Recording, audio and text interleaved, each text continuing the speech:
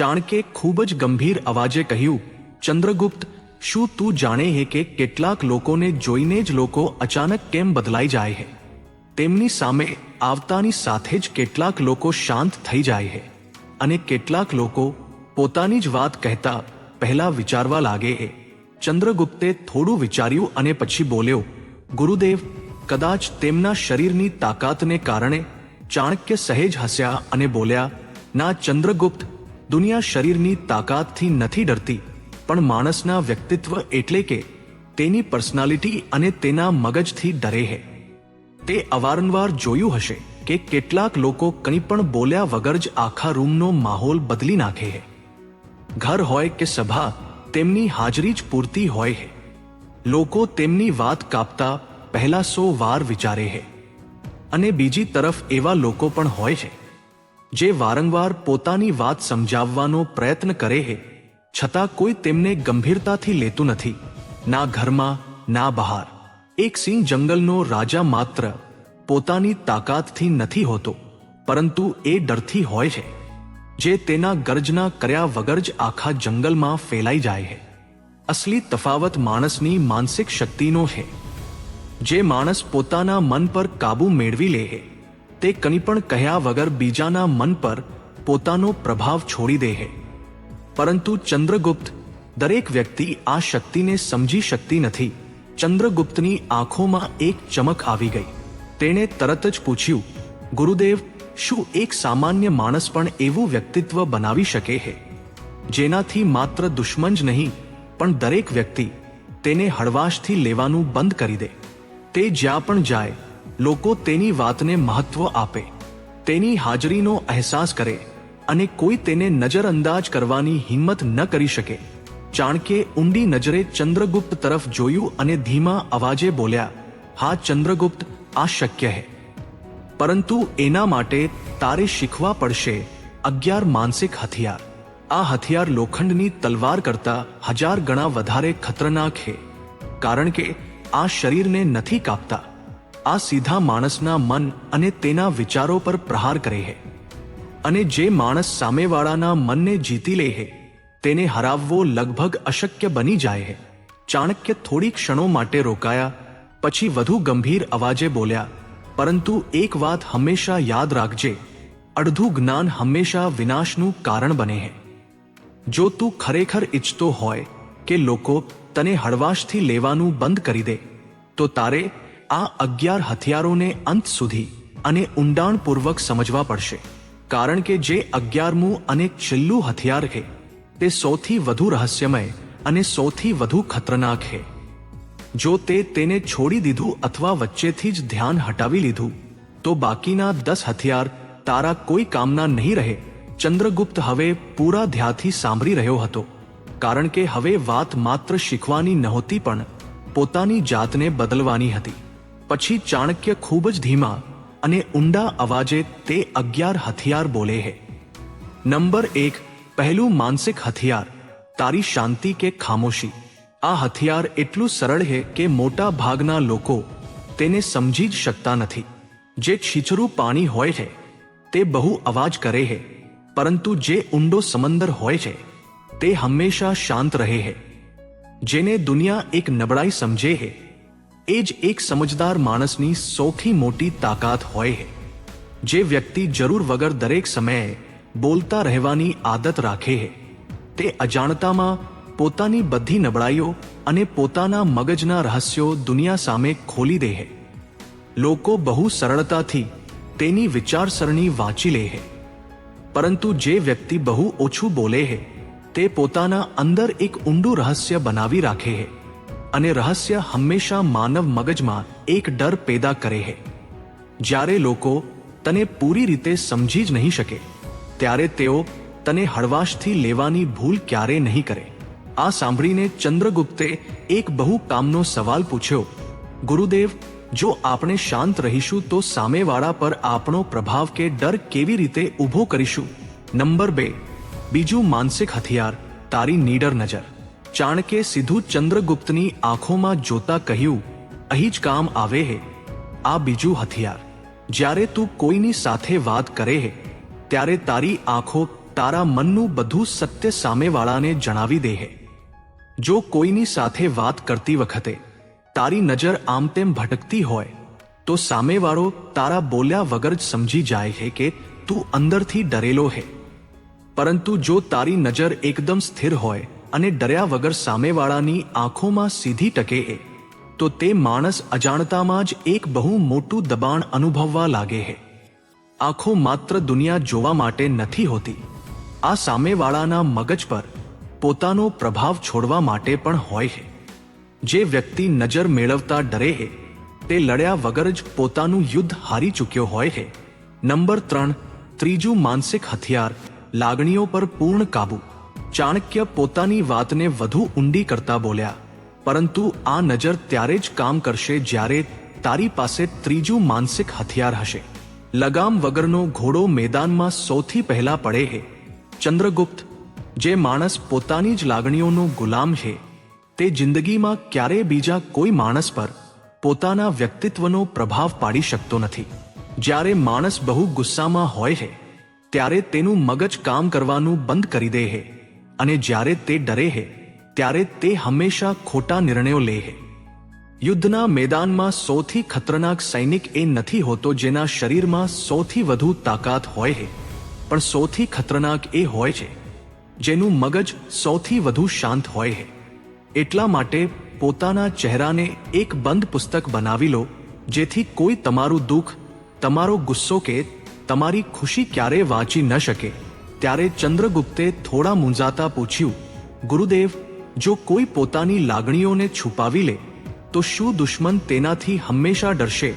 Number 4, ચોથું માનસિક હથિયાર, તમારા આગામી પગલાંનું રહસ્ય. ચાણક્ય હસ્યા અને બોલ્યા, દુશ્મન ત્યારે ડરશે જ્યારે તું ચોથા હથિયારનો ઉપયોગ કરીશ. જે રમતમાં મહોરાઓની ચાલ પહેલાથી જ ખબર હોય ત્યાં હાર નક્કી હોય છે. માણસ હંમેશા તે વસ્તુથી સૌથી વધુ ડરે છે જેને તે સમજી શકતો નથી. જો તારા દુશ્મનને તારી દરેક ચાલ અને તારી દરેક આદતની પહેલાથી ખબર પડી જાય તો તે તને બહુ સરળતાથી હરાવી દેશે.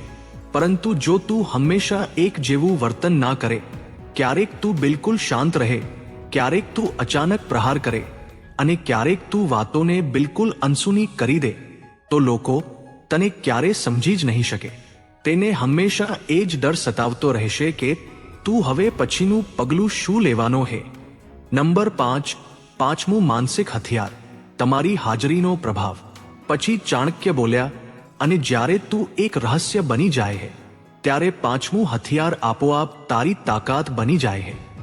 સૂર્યને એ જણાવવું નથી પડતું કે તે ઉગી ચૂક્યો છે, તેનો પ્રકાશ પોતે જ તેની હાજરીનો અહેસાસ કરાવી દે છે.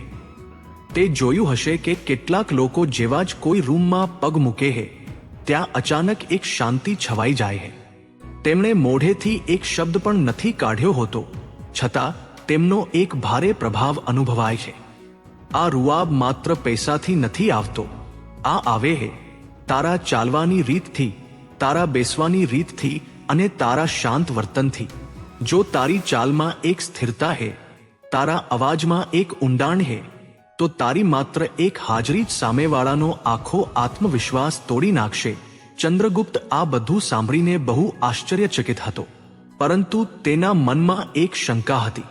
તેણે તરત જ પૂછ્યું, ગુરુદેવ, આ બધું તો બરાબર છે, પરંતુ એક સામાન્ય માણસની અંદર કોઈને કોઈ ડર તો હંમેશા હોય જ છે.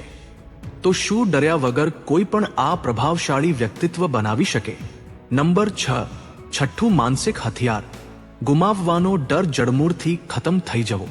ચાણક્ય બહુ ઊંડા સ્મિત સાથે બોલ્યા, ના ચંદ્રગુપ્ત, જ્યાં સુધી મનમાં ડર છે ત્યાં સુધી કોઈ હથિયાર કામ નહીં કરે, અને એટલા માટે જ તારું છઠ્ઠું માનસિક હથિયાર છે તારા અંદરની નિડરતા. જે માણસ ખાલી હાથ હોય છે તેને રસ્તામાં લૂંટાવાનો ડર નથી હોતો. દુનિયામાં દરેક માણસ કોઈને કોઈ વસ્તુથી ડરેલો છે. કોઈને પૈસા ગુમાવવાનો ડર છે, કોઈને ઇજ્જત ગુમાવવાનો ડર છે, તો કોઈને પોતાના જીવનો ડર છે. પરંતુ જે માણસ આ કડવા સત્યને સ્વીકારી લે છે કે આ દુનિયામાં કંઈ પણ હંમેશા માટે નથી, તે માણસ અંદરથી પૂરી રીતે નીડર થઈ જાય છે. જ્યારે તારા અંદરથી કંઈ પણ ગુમાવવાનો ડર જ ખતમ થઈ જાય તો તું દુશ્મનની સૌથી મોટી તાકાતને જ ખતમ કરી દે. દુશ્મન તને ડરાવશે કેવી રીતે જ્યારે તારા અંદર ડર નામની કોઈ વસ્તુ જ બચી નથી. અને યાદ રાખજે ચંદ્રગુપ્ત, જેને કંઈ ગુમાવવાનો ડર નથી હોતો તે માણસને હરાવવો કોઈના બસની વાત નથી હોતી. ચંદ્રગુપ્તની આંખોમાં હવે એક અલગ જ ચમક આવી ગઈ હતી. તેણે ઉત્સાહથી પૂછ્યું, ગુરુદેવ, તો શું નીડર હોવું એ જ સૌથી મોટી તાકાત છે? નંબર 7, સાતમું માનસિક હથિયાર, અચૂક રણનીતિ. ચાણક્યે પોતાના અવાજમાં એક ભારે ઠેરાવ લાવતા કહ્યું, નીડર હોવું જરૂરી છે ચંદ્રગુપ્ત, પરંતુ બુદ્ધિ વગરની નીડરતા માણસને બહુ જલ્દી મરવા ભણી દોરી જાય છે. એટલા માટે આપણું સાતમું હથિયાર છે તારી અચૂક વ્યૂહરચના. અંધારામાં સતત તીર ચલાવવાથી માત્ર તારા તીર બરબાદ થાય છે, પરંતુ યોગ્ય સમયે અને યોગ્ય નિશાના પર લાગેલું એક જ તીર આખું યુદ્ધ જીતાડી દે છે. એક સિંહ જ્યારે શિકાર કરે છે ત્યારે તે સીધો હુમલો નથી કરતો. તે પહેલા હુપાય છે, પોતાના શિકારને જુએ છે, અને જ્યારે શિકાર સૌથી વધુ બેફિકર હોય છે ત્યારે સિંહ પોતાનો છેલ્લો અને સૌથી ખતરનાક પ્રહાર કરે છે. જે મૂર્ખ માણસ હોય છે તે હંમેશા પોતાની પૂરી તાકાત લગાવીને લડે છે અને બહુ જલ્દી થાકી જાય છે. પરંતુ એક ખતરનાક વ્યક્તિત્વ ધરાવતો માણસ બહુ વિચારી સમજીને પગલું ભરે છે. તે પહેલા દુશ્મનને સમજે છે, તેની નબળાઈ શોધે છે, અને પછી પોતાની પૂરી તાકાતથી એક એવો પ્રહાર કરે છે કે દુશ્મનને ઊભા થવાનો મોકો જ નથી મળતો. પછી ચંદ્રગુપ્તે એક બહુ ચાલાકી ભર્યો સવાલ પૂછ્યો, ગુરુદેવ, જો આપણે આપણી રણનીતિથી દુશ્મનને હરાવી પણ દઈએ તો આપણે એવા સ્વાર્થી લોકોથી કેવી રીતે બચી શકીએ જે આપણી આસપાસ મિત્ર બનીને ફરે છે? નંબર 8, આઠમું માનસિક હથિયાર, પોતાની મર્યાદાઓ નક્કી કરવી. ચાણક્યે સીધું ચંદ્રગુપ્ત તરફ જોતા કહ્યું, અહીં જ કામ આવે છે આઠમું માનસિક હથિયાર. ચંદ્રગુપ્ત, જે ઘરનો દરવાજો હંમેશા દરેક વ્યક્તિ માટે ખુલ્લો રહે છે ત્યાં મહેમાન ઓછા અને ચોર વધારે આવે છે. જો તું દરેક માણસની દરેક વાત પર હંમેશા હા કહેતો રહીશ અને દરેકને ખુશ કરવાનો પ્રયત્ન કરીશ તો લોકો તને એક બહુ જ સરળ અને નબળો માણસ સમજવા લાગશે. પરંતુ જો તું પોતાની એક પાકી સીમા બનાવી લે અને જરૂર પડે લોકોના મોઢા પર સીધું ના કહેતા શીખી જાય તો લોકો તારા સમયની કિંમત સમજવા લાગે છે. તેમને ખબર પડી જાય છે કે તને પોતાની મરજીથી ચલાવી શકાતો નથી, અને આ જ વાત તેમને તારાથી દૂર અને નિયંત્રણમાં રાખે છે. દુનિયા માત્ર એની જ ઇજ્જત કરે છે જે પોતે પોતાની ઇજ્જત કરાવતા જાણે છે. ચંદ્રગુપ્તે ઊંડો શ્વાસ લીધો અને પૂછ્યું, ગુરુદેવ, લોકો મોઢા પર ના કહેતા આટલા બધા કેમ ડરે છે? નંબર 9, નવમું માનસિક હથિયાર, ખોટી પ્રશંસા અને વાહવા મેળવવાની ભૂખનો અંત. ચાણક્યે એક કડવું સત્ય જણાવતા કહ્યું, કારણ કે ચંદ્રગુપ્ત, 99% લોકો પાસે નવમું માનસિક હથિયાર નથી હોતું, અને તે બીજાઓની ખોટી પ્રશંસા અને લોકો પાસેથી વાહવા સાંભળવાની ભૂખને ખતમ કરવી. જે માણસ બીજાની તાળીઓ પર નાચવાનો શોખ રાખે છે તે એક દિવસ દુનિયાના હાથની કઠપૂતળી બની જાય છે. જ્યાં સુધી તું એ વિચારતો રહીશ કે લોકો તારા વિશે શું વિચારશે અથવા લોકો તને સારો કહેશે કે ખરાબ, ત્યાં સુધી તું ક્યારેય આઝાદ નહીં થઈ શકે. જ્યારે તું દુનિયા પાસેથી પોતાની પ્રશંસા સાંભળવાની આશા છોડી દે ત્યારે તારો આત્મવિશ્વાસ એટલો અસલી અને એટલો મજબૂત થઈ જાય છે કે કોઈ તેને તોડી શકતું નથી. દુનિયા હંમેશા એ જ માણસની પાછળ ભાગે છે જે દુનિયાની પાછળ નથી ભાગતો. આ સાંભળીને ચંદ્રગુપ્તે એક બહુ જ ઊંડો સવાલ પૂછ્યો, ગુરુદેવ, જો આપણા અંદર આ બધો આત્મવિશ્વાસ આવી પણ જાય તો સામેવાળાને તેનો અહેસાસ કેવી રીતે કરાવવો? નંબર 10, 10મું માનસિક હથિયાર, અવાજનું ભારેપણું અને તેનો ઠેરાવ. ચાણક્યે પોતાનો અવાજ થોડો ભારે કરતા કહ્યું, 10મા હથિયારથી ચંદ્રગુપ્ત, અને તે 10મું હથિયાર છે તારા અવાજનું ભારેપણું અને તેનો ઠેરાવ. સિંહની ગર્જનામાં જે એક ડરામણો ઠેરાવ હોય છે તે શિયાળની ચીસમાં ક્યારેય નથી હોતો. તારો અવાજ માત્ર બોલવાનું માધ્યમ નથી, તે તારી માનસિક તાકાતનો સૌથી મોટો પુરાવો છે. જો બોલતી વખતે તારો અવાજ ધ્રુજી રહ્યો હોય અથવા તું બહુ જલ્દી અને મોટેથી બોલી રહ્યો હોય તો સામેવાળો સમજી જશે કે તું ગભરાયેલો છે. પરંતુ જ્યારે તું બહુ જ શાંત, ઊંડા અને ધીમા અવાજમાં માપી તોલીને બોલે છે ત્યારે તારો એ અવાજ સામેવાળાના મગજ પર હથોડાની જેમ વાગે છે. જ્યારે તારા અવાજમાં એક ઊંડી શાંતિ હોય છે ત્યારે દુશ્મન તારા અવાજના એ ભારેપણાથી જ અડધું યુદ્ધ હારી જાય છે. હવે ચંદ્રગુપ્ત પૂરી રીતે ચાણક્યની વાતોમાં ડૂબી ગયો હતો. તેણે બહુ જ ધીમા અવાજે પૂછ્યું, ગુરુદેવ, હવે મને એક છેલ્લું અને સૌથી ખતરનાક હથિયાર જણાવો જે મને એવો બનાવી દે જેને કોઈ હરાવી ન શકે. નંબર 11, 11મું અને અંતિમ માનસિક હથિયાર, પોતાની જાતને દુનિયાથી અલિપ્ત રાખવી. ચાણક્યે બહુ જ શાંત અને ઊંડી નજરે ચંદ્રગુપ્ત તરફ જોયું અને બોલ્યા, 11મું અને અંતિમ માનસિક હથિયાર છે પોતાની જાતને દુનિયાથી અલિપ્ત રાખવી, એટલે કે મનની પૂરેપૂરી આઝાદી. જે ઝાડ જમીન સાથે તો જોડાયેલું રહે છે, પરંતુ પવનના દરેક ઝાપટા સાથે નથી હલતું, એ જ ઝાડ મોટા વાવાઝોડામાં ટકી શકે છે. જ્યારે તું કોઈ માણસ સાથે, કોઈ વસ્તુ સાથે કે કોઈ સંબંધ સાથે બહુ વધારે જોડાઈ જાય છે ત્યારે તું તેનો ગુલામ બની જાય છે. તને તેને ગુમાવવાનો ડર સતાવવા લાગે છે. પરંતુ જે માણસ અંદરથી પૂરી રીતે આઝાદ હોય છે તે દુનિયામાં રહેતો છે, બધાની સાથે હસે બોલે પણ છે, પરંતુ તે કોઈ વસ્તુથી બંધાયેલો નથી હોતો.